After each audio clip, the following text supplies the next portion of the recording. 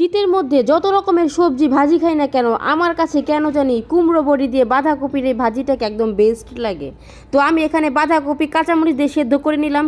সেদ্ধ যখন প্রায় হয়ে আসবে তখন এখানে 2-3টা টমেটো কেটে দিয়ে দিলাম।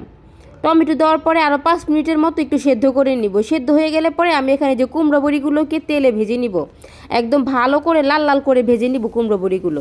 বড়ি ভাজা হয়ে গেলে পরে আমি সাইড করে রেখে এখানে পেঁয়াজ এবং রসুন হালকা করে তেলে ভেজে নিব। সবগুলো উপকরণ একসাথে ভাজা কমপ্লিট হয়ে গেলে পরে আমি এখন আমার সেদ্ধ করা বাঁধাকপিটাকেও দিয়ে দিব।